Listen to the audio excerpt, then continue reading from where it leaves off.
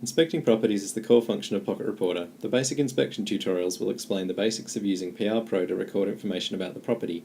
There will be other tutorials which cover the various inspecting scenarios you will come across to give you a better idea of what is required to complete each type of inspection and how to best minimise the effort required. Properties should always be inspected in a systematic way in order to ensure full coverage of the property while at the same time minimising your effort in completing the inspection. To assist in this, PRPro breaks the property down into areas, each of which comprises a three-dimensional space within the overall property. Tap the Add Area button to add a new area to the property. The list that appears contains options of the different types of areas that you might wish to add to the property. The initial areas in the list can only be added to a property once. We call them preamble, as they always appear at the beginning of a report and in the order you see them here. Scrolling to the bottom of the list will show you what we refer to as postamble, which is identical in principle to the preamble, but appears at the end of the report instead of the beginning. Selecting either preamble or postamble will add it to the property with its default name. Going back into the area list, the remaining area types are like building blocks which you can piece together to form a complete description of the actual property itself. Selecting one of these area types allows you to give the new area a name and to determine where the area belongs in the property. Names of areas should be as descriptive as possible. You only need to name an area in a property in the very first inspection, and the more precise the name, the easier the area will be to find for owners, tenants, and future inspectors of the property. The order the areas appear in your report will also make it easier to determine which area is which, and should reflect your walkthrough of the property. At this stage, we have added two areas to this property, and you can see two different icons in the inspection list on the left.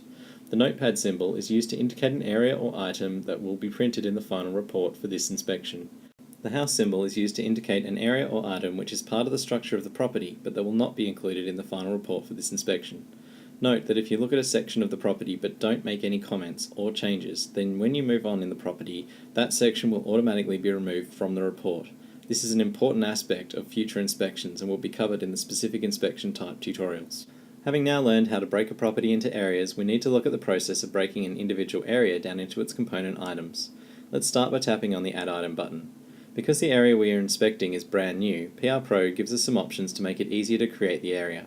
We will be looking at the top half, Copy Existing Area, in a moment. However, the bottom half, Use Template, is extremely useful in these early stages of inspecting a property. The options in the list here are templates we have set up for bedroom-type rooms. Different area types each have their own templates. Shell templates are designed to create the structure of the area for you, but leave the entry of condition comments entirely up to you.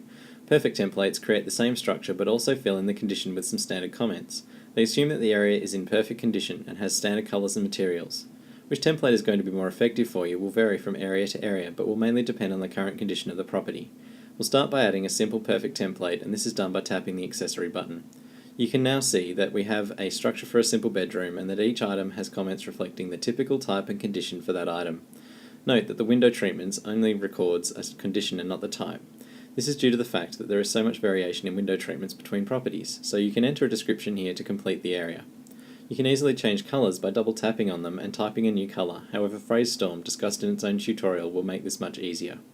We'll also quickly add an individual item to the area, as you can quickly extend a template to completely match the area you're looking at. Tap the Add Item button, and this time you'll see a list of all the possible types of item you can add to a property. The easiest way to navigate this list is to tap in the search and start typing the name of the item you're looking for. Once you've found the item, tap on it, give it a meaningful name, select where the item should appear in the area, and tap Done. I want to now show you the complete template for a bedroom, for comparison, but as you'll be doing a lot of exploring yourself early on while using PRPro, I'll first show you how to remove an area in the event that you don't like a template you've used. Removing sections from a report or property involves the standard swipe to delete gesture you should be used to on the iPad. Swiping a section with a notepad gives you the option to remove that part of the property from the current report. Notice that the notepad symbol has been changed to a property symbol. Swiping the same section while it only has a property symbol gives you the option to permanently delete it from the property. Deleting a section permanently will also delete all of the history for that section and will affect previous reports you have completed, so should only be done in the event that a property is permanently modified or during the early stages of a property's initial construction. If you don't like a template, or if an area has been permanently removed from the property, then you can delete the area. This will also remove all of the items belonging to that area. Having covered deleting sections, we can now have a look at the other main template for bedrooms. We'll add in a new bedroom and then select the complete perfect template. Note that it adds a lot more detail to the room. Finally, we'll add a shell template to see what it looks like. Note that adding a second bedroom automatically numbers the room for you. However, we strongly recommend naming the areas to improve your final report, and also the efficiency during future inspections. Having worked our way through templates, we'll have a look at the other two techniques for building a new area. First, we'll add a living room to the property. When we now try and add our first item, you'll note that our 2 bedrooms appear in the Copy Existing Area list. Tapping the accessory next to one of these will copy both the structure of the area and also the comments you have made.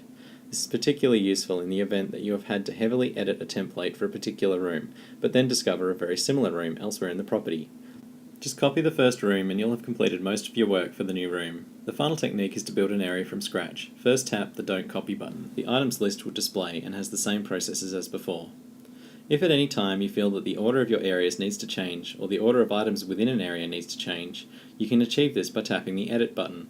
The red circle on the left of each item allows you to delete it as per the previous swipe to delete demonstration, but the grip icon at the right of the item can be used to move it up or down the list. Hold the grip icon until the item is highlighted. Next, move the item up or down until it appears where you want it in the list, and then let go. Moving areas up or down requires that you drag the overview item for the area up or down until it is in the area that it is to replace. Letting go will then reorder the areas as necessary. When you have finished reordering, tap the Done button. You can actually rename an area or item once it has been added to the property. To rename an item, just select it in the list and then use the text box here to change its name. To rename an area, you need to select the overview item for that area and can then rename it. Having finished construction basics, you're now ready for part 2, basic information entry.